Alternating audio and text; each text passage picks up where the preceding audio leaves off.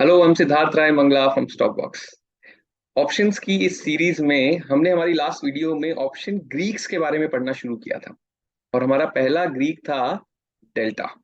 मैं उस वीडियो का लिंक भी इस वीडियो के साथ शेयर कर दूंगा, इस वीडियो के डिस्क्रिप्शन के अंदर शेयर कर दूंगा। डेल्टा के बारे में हमने जानने की कोशिश की थी कि किस तरह से डेल्टा हमें ये बताता है कि अगर किसी स्टॉक के अंदर 1 रुपए की अप मूव या डाउन मूव आती है तो किसी भी स्पेसिफिक ऑप्शन के अंदर या उसके प्रीमियम के अंदर किस तरह का चेंज आना चाहिए, कितनी मूव आनी चाहिए।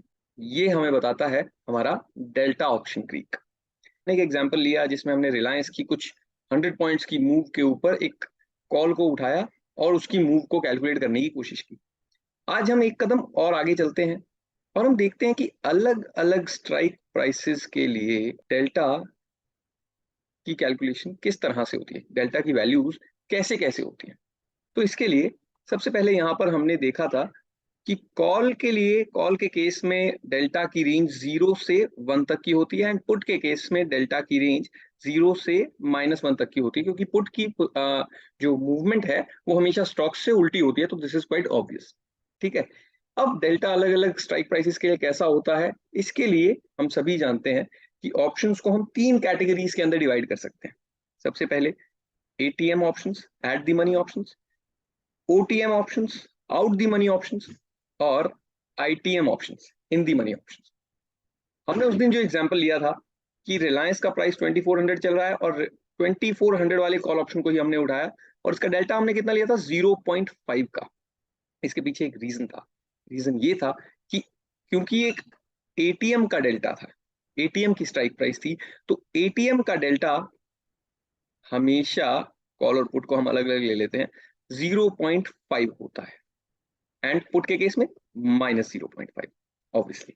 ठीक है, इसी तरह से अगर हम जितना ओटीएम के अंदर जाते रहेंगे, जितनी हम स्ट्राइक प्राइसेस ओटीएम की तरफ लेकर जाते रहेंगे, जैसे इस केस में अगर मैं 2400 की जगह 2450 के कॉल ऑप्शन की बात करता या फिर 2500 के कॉल ऑप्शन की बात करता, तो उतना ही मेरा डेल्टा 0.5 से कम होता जाएगा, रिड्यूस होता जाएगा।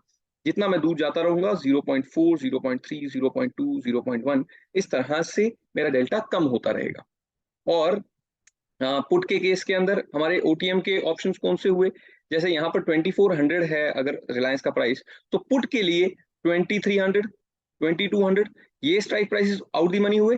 तो जितने हम पुट के केस में प्राइस नीचे जाता रहेगा, स्ट्राइक प्राइस नीचे जाते रहेंगे, उतना ही हमारा डेल्टा कम होता रहेगा, बिल्कुल इस तरह से। Yes, on the other hand जितना हम आईटीएम की तरफ जाते रहेंगे उतना हमारा डेल्टा बढ़ता रहेगा, उतना ही हमारा डेल्टा बढ़ता रहेगा। यानी कि अगर मैं निफ्टी में 18,000, मैं मान के चलता हूं कि निफ्टी का अभी प्राइस चल रहा है, ठीक है, लेट्स अज्यूम दिस, और मैं मान लेते हैं कि 20,000 के कॉल ऑप्शन की बात करता हूं, तो ये कितना ज्यादा ओटीएम हो गया, है ना। तो इसका डेल्टा करीब करीब 0 के आसपास होगा, 0.01 या इस तरह से कुछ भी हो सकता है, क्योंकि हम जानते हैं कि इस कॉल के ऊपर यहाँ की मूव्स का कोई बहुत बड़ा इंपैक्ट नहीं होने वाला। अगर यहाँ से 300 पॉइंट भी मार्केट चल जाता है तो ये कॉल बहुत ही कम मूव करने वाली है। सिमिलरली अगर मैं 18,000 के निफ्टी के प्राइस पर 17,000 की स्ट्राइक की बात करता हूं, यानी कि मैं डीप इन द मनी जाने की बात करता हूं, तो इसका हमारा डेल्टा करीब करीब 1 होगा, क्योंकि अब इसकी मूव लगभग प्राइस के साथ ही चलने वाली है।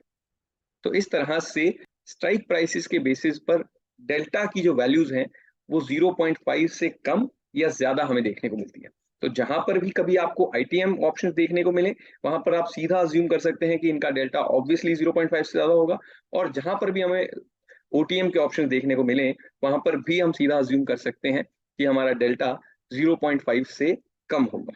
तो this was about our delta options Greek. Next video में हम हमारे अगले ऑप्शन ग्रीक के बारे में जानने की कोशिश करेंगे। अगर आपको ये वीडियो अच्छा लगा तो please like, share and subscribe to the stock box channel. Thank you very much.